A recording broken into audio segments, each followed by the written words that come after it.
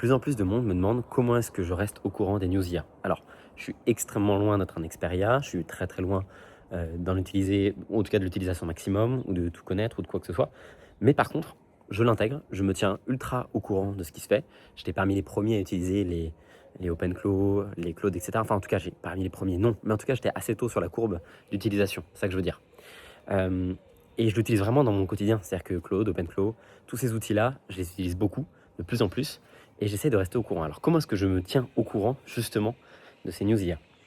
En fait, tu peux pas être partout. Je peux pas être en permanence connecté à Twitter, je peux pas être en permanence connecté à d'autres outils. Donc, j'essaie de me tenir au courant déjà par des podcasts. Moi, je regarde pas mal All In Podcast, pour ceux qui connaissent, c'est assez connu aux US. Ils ont reçu d'ailleurs Jensen Huang, le patron de Nvidia, là récemment. C'est très impressionnant. Et puis surtout, j'ai un compte Twitter qui est dédié vraiment à la surveillance de l'IA. C'est-à-dire que je m'abonne que à des comptes IA, je m'abonne que à des comptes de boîtes IA, et je regarde ce qui se fait le plus et ce qui se fait le mieux dans ce secteur-là. Et puis après, il faut avoir beaucoup de curiosité. Et d'ailleurs, ça on en reparlera, mais je pense que la curiosité, c'est un des secteurs ou un des points les plus importants pour pouvoir vraiment performer en entrepreneuriat, parce qu'en fait, il faut être naturellement curieux vers des nouvelles méthodes, vers des nouvelles stratégies, pour pas se décourager et pour être résilient de manière générale. Alors, comment est-ce que je l'utilise au quotidien? Eh ben, j'ai beaucoup setup de... Alors, en tout cas, j'ai setup pas mal OpenClaw. Quand je dis beaucoup, c'est... Je me suis vraiment renseigné, j'ai vraiment mis de la sécurité, j'ai acheté un Mac mini, etc., un peu comme tout le monde. Et je reste surtout ultra attentif aux dernières nouveautés. Par exemple, Claude Dispatch qui est sorti il y a quelques jours, je l'ai tout de suite testé. Paperclip, quand c'est sorti, j'ai testé. Et il faut vraiment comprendre que moi, je suis pas un mec du code, absolument pas. J'ai découvert ce que c'était un terminal il y a, je pense, de cela, je sais pas, à peine 2 mois. Et j'ai créé un compte GitHub dans la même période. J'ai ouvert un compte Vercel dans la même période.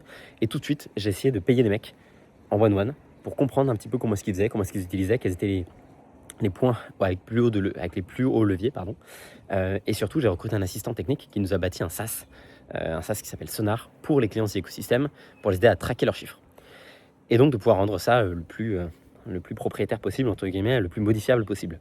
Et de plus en plus, j'essaye vraiment de me poser la question au quotidien de comment est-ce que je pourrais améliorer ma productivité, mes rendements, entre guillemets, comment est-ce que je pourrais augmenter ma visibilité, mon tracking. En fait, tous les sujets à ces secteurs-là, je me pose la question de est-ce qu'une IA pourrait le faire? Et plus que ça, je vais poser la question à OpenClaw, qui du coup a une très grosse mémoire, parce qu'en fait, il a un fichier memory.md qui est très bien organisé. Ça, je pourrais faire des vidéos spéciales là-dessus. Il a un Saul avec une âme. Donc Saul, c'est une âme, c'est la personnalité de l'IA qui est assez développée. Et à chaque fois, par exemple, je vois passer des documents sur la manière dont Napoléon arrivait à gérer ses soldats. D'ailleurs, ça c'est un autre point qui est assez intéressant, c'est que Napoléon a quand même réussi à conquérir l'Europe dans sa trentaine avec zéro Google Meet, zéro Zoom, zéro message WhatsApp. Et il avait littéralement des généraux qui partaient à cheval plusieurs jours pour transmettre des informations. Et malgré ça, il a réussi à déléguer la guerre. Donc toutes les personnes qui me disent je peux pas déléguer mon setting, voilà, vous pouvez repasser. Et donc, la grosse force d'OpenClaw, mais aussi de tous les autres outils, il y a GenSpark qui inclut Gens.claw, qui est une intégration de ça. Tu as Perplexity qui est en train de développer le personal computer. Tu as plein de versions, donc Claude Dispatch maintenant, qui évidemment a accès à ton ordinateur. Et ce que je trouve le plus intéressant avec OpenClaw, alors, je sais qu'il y a des failles de sécurité, je sais qu'il y a des enjeux, il faut mettre des firewalls. Évidemment que ça reste craquable. Il y a de plus en plus de patchs pour ça. Et je pense que le trade-off de ne pas utiliser OpenClaw à cause des failles de sécurité est plus important que de l'utiliser, même avec les risques de sécurité. C'est mon avis, vous faites absolument ce que vous voulez. Et donc, à chaque fois que je vois un document passer sur, par exemple, Napoléon et sa manière de gérer les généraux, ou de gérer la guerre, ou des grandes personnes comme ça avec des rapports qui étaient assez intéressants, je vais demander, s'ils sont évidemment pertinents, de les intégrer à la memory ou au Saul de mon OpenClaw. Ce qui, du coup, va permettre d'avoir des réflexions au quotidien, dans les petites actions du quotidien, quand je vais lui poser des questions, quand je vais lui demander des points de vue là-dessus, qui vont être influencés par les bonnes personnes de l'histoire, en tout cas que moi je considère comme étant assez impressionnante et à qui je veux ressembler. Et donc ça me permet de le personnaliser. Et je sais qu'il y a d'autres personnes qui vont détester les personnes que moi je vais mettre dans mon OpenClaw et qui vont faire des personnalités complètement différentes. Mais c'est ça qui est génial. Claude, je l'utilise dans un cadre un petit peu différent. J'utilise avec des projets, avec des skills que je vais aussi télécharger sur OpenClaw, mais avec encore une fois des cadres d'utilisation différentes. Claude, je vais utiliser beaucoup avec la team pour faire des rapports d'analyse, analyser de la data. Un truc tout con, mais par exemple des rapports Meta Business Manager ou de la data qu'on pouvait avoir sur des Google Sheets auparavant, ça mettait 1 heure à analyser. Vous rentreriez dans les cases Google Sheets, vous allez essayer de comprendre des trucs. Je fais tomber dans la piscine. Vous essayez de comprendre la data, ça va vous mettre 1 heure. Et là, avec Claude, l'interprétation de la data va aller tellement plus vite. Et c'est un peu le sujet, je pense, global de l'IA, c'est que tout va extrêmement plus vite. Et tous ceux qui pensaient qu'on allait plus bosser se trompaient, enfin on l'a vu, c'est juste qu'on bosse 10 fois plus. Ou en tout cas, on a tendance à se s'éparpiller 10 fois plus. Et donc c'est là où il faut faire super attention. Un autre point que moi je voulais faire avec vous, c'est que moi je suis très curieux de nature, ça peut aussi vous tuer.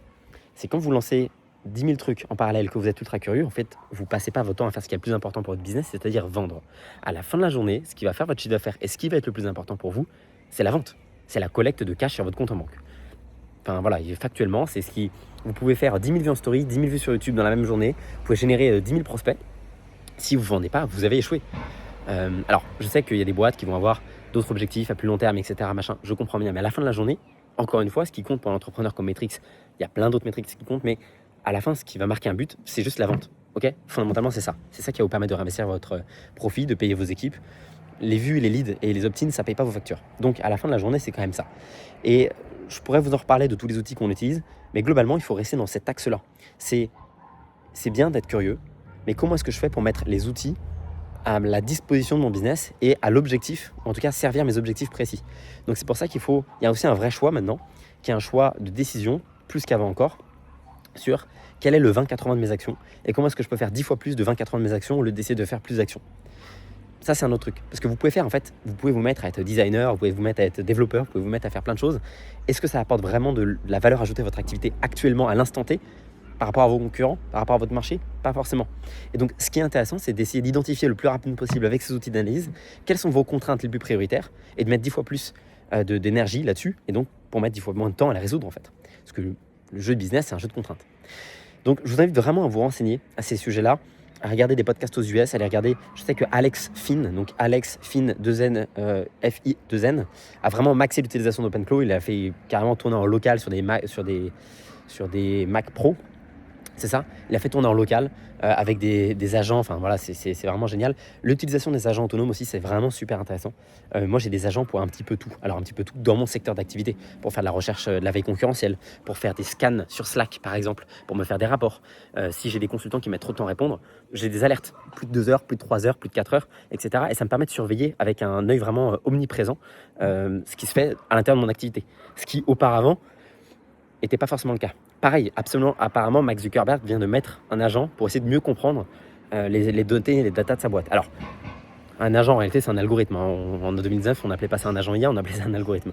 Donc, c'est aussi un changement d'appellation. Mais globalement, ce qui est quand même super intéressant, c'est la capacité d'interprétation, d'analyse, et que ce soit sur votre marché ou à l'intérieur de votre activité. Et plus vous vous connaissez vous, plus vous connaissez vos contraintes, plus vous connaissez en fait, tout simplement ce qui vous bloque, plus vous pouvez mettre moins de temps à les résoudre. Et c'est tout le sujet. Donc, je vous invite vraiment à personnaliser au maximum ces outils-là, à tester de plus en plus, à les intégrer et surtout, essayer d'être parfois feignant. Quand je dis parfois feignant, ça veut dire quoi? Ça veut dire essayer de trouver les raccourcis que vous pourriez faire avec l'IA.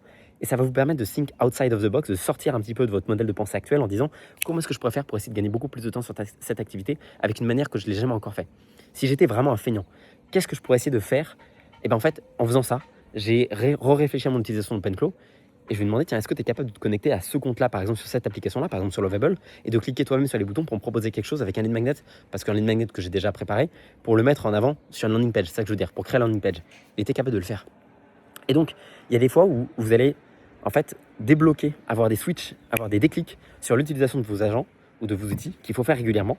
Et pour ça, il faut essayer aussi de lui demander, lui, qu'est-ce qu'il peut faire avec les nouveautés, les mises à jour, et de lui poser vraiment la question comme si, effectivement, parce que lui a accès à plus de data, sur qu'est-ce que lui ferait pour accélérer la croissance de votre activité avec lui, tout simplement. Donc là, c'est vraiment une introduction. Je pense que je pourrais passer des heures à parler de ce que je fais avec les derniers outils, avec tous ces outils-là, avec les layers d'agents qui se managent entre eux, avec les crédits qu'on dépense. Franchement, si vous avez un abonnement à prendre, c'est Claude Max à $200 par mois, de donner les crédits, les tokens à OpenClaw et de lui laisser champ libre, quoi. Alors, il faut mettre des firewalls, des choses de sécurité, évidemment. Putain, allez-y, quoi. Parce qu'en fait, c'est ce qui va vous permettre de pouvoir, le plus rapidement possible, comprendre quelles sont les nouveautés et c'est de faire, voilà, tout simplement. Voilà, j'espère que cette courte vidéo sur l'IA et l'utilisation était plutôt introductive quand elle était expertise, mais vous aura plu.